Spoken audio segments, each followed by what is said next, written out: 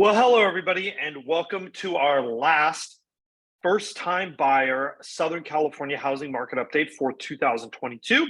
My name is Stephen Meade. I'm the managing broker here at Domicile Real Estate. We are on a mission to help California's renters become homeowners.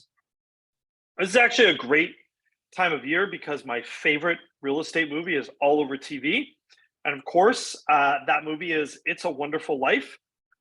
Where George Bailey runs something called a building and loan. It was kind of like a precursor to the savings and loan, where people in the community would deposit their funds, and then that would give them the ability to make home loans for first-time buyers, essentially, or for construction loans to help build housing. And of course, if you watch the movie, you know that George Bailey says, "I wish I was never born." And when George Bailey was never born, there was never a building and loan. Mr. Potter ends up owning everything, and Bedford Falls turns into Pottersville, and it is a complete slump. So, favorite housing movie of the year. I hope all of you caught it this year. I know I try to catch it at least once. We're going to talk a little bit about something that I think is interesting. I was having this conversation with somebody yesterday, and that is the two ways that home buyers, especially first-time home buyers, make decisions. And then we're going to kind of jump into our stats, right? And the first way that home buyers make a decision is based on what you think, right? It's a sense of logic. It's evaluating how much are rents, how much are housing payments, can I afford to get housing that I need? Sort of all these things that people probably think of makes up the bulk of the decision, but you know, in my experience, it's just part of the decision. Number two is a little bit harder to put your finger on and a little bit surprising, but given my years of interacting with first-time homebuyers, I can tell you this is a huge part of it. And that is confidence about the future. And so nobody wants to be the person, right, who buys a house on the verge of a huge market downturn. Nobody wants to buy a home and be made fun of by their brother-in-law at Thanksgiving next year. Nobody wants to feel like they were stupid. Nobody wants to feel like they were scammed. And so a key component to this confidence, I find, is not only the market data, right? What people are talking about. That's part of confidence. But the other part of confidence is how sure people are about their feelings about the future. So it's not just what their feelings about the future are, but how confident are they?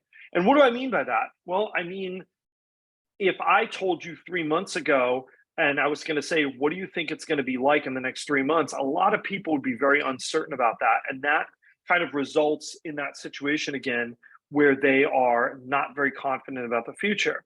And likewise, when rates go up really quickly, this does not instill a lot of confidence in people. They feel like the ground is moving under their feet and they don't know what's happening. That's why there's two problems, right? For home buyers, when rates go up. Problem number one is the obvious: payments go up.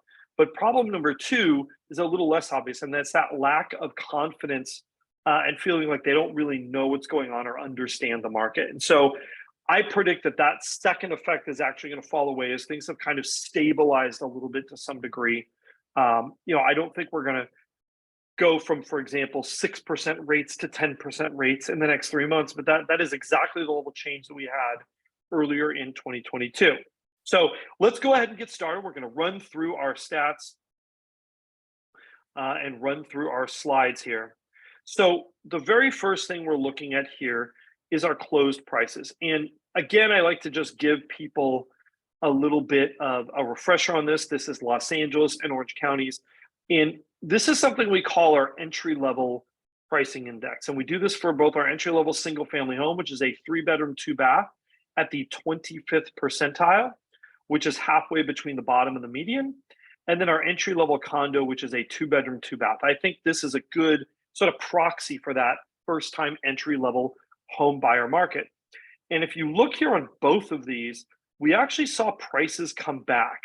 Now, our market, if you look here, there's a lot of market fluctuations, but what makes this different is, look, we have this period of steadiness and then it bounced back. And I'm not really surprised by this because remember, this data is 4 to 6 weeks ago. And 4 to 6 weeks ago, we had just seen kind of some of the rates really start to come down. So my expectation is we might actually see another week of a little bit of a bounce back up in here. Now, if we go to our next slide, This is our payment index. And again, obviously that mirrors prices to some degree. Rates were pretty steady. We've got $5,500 on our entry level single family home. And just as a reminder, that is based on 5% down, a 30-year fixed rate mortgage, including mortgage insurance, taxes, etc. And then we are at 4176. That is based on our entry level condo. Again, 5% down, mortgage insurance, taxes, and an HOA fee included in that. And to give people a little bit of reference, what kind of household income is required if you have no other debts? This is kind of the minimum household income, $102,000 a year for our entry level condo, and $135,000 in household income per year for our entry level single family home. So, looking back sort of on 2022, right? Where does that put us? Well, back at the beginning of this year, it's true, we were much closer to that $100,000 mark, meaning that the relative price in terms of how much income do you need to qualify for homes has gone up 35%, essentially year over year. This is true. Where were we on our entry level condo? Well, we were right there around $75,000. We are now at $102,000. Again, about a third has gone up. We've gone up about 33% for that to get up there.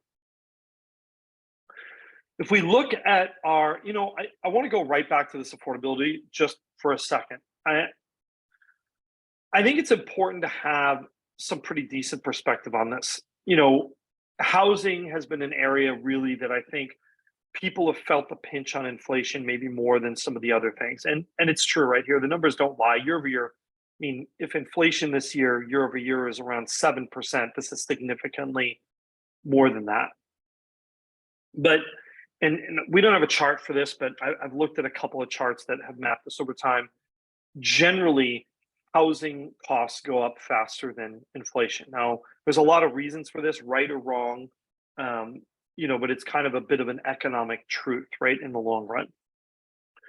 Now, here's the one that I find really interesting is our absorption rate. Now, it's fairly typical for our absorption rate to jump up at the end of the year. But what I find interesting is we've had sustained values. Our last 3 updates, mind you, this is over 6 weeks, have had high absorption rates. And that really kind of gets to this thing that I think is driving our market dynamics and why the market is not reacting the way people expect. And that is, what's necessary for large scale price drops. And I don't mean 10% year over year or flat year over year or just stop climbing. I mean, actual for real price drops, the kind that buyers get excited about. You really need a supply demand imbalance. And there's a lot of forces at play that are preventing that from happening. And this graph really kind of hits the nail on the head and tells you what the problem is. When these absorption rates, meaning the rate at which new homes are coming on the market and buyers are buying them, when these are up like this in the 90s, that's just not an environment of big price reductions, at least not across the market as a whole. And I've talked about this several times before. We like to think that the real estate market is homogenous, right? It's very easy to think about it that way. Home prices nationally drop 1%, right? That does not mean the home you were looking at is going to drop by 1%, unfortunately. Sometimes that means that if housing prices are flat, sometimes that means some areas went up, some areas went down. Sometimes that means even within the same area, some market segments went up, some market segments went down.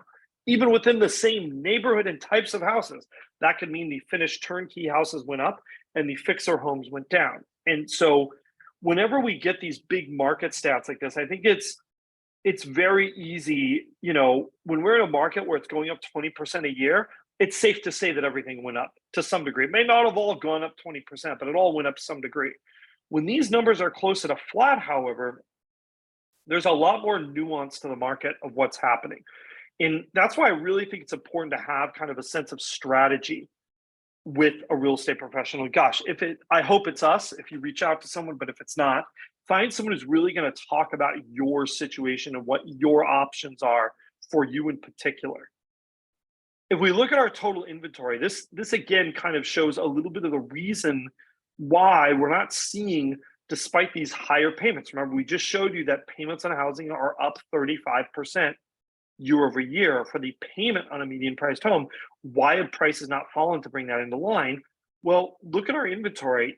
Inventory went up significantly, over through the summer, and then it's falling, but it didn't go up enough. And these numbers are falling hard. They are falling very quickly, and I feel like they're going to continue to fall a little bit into the new year.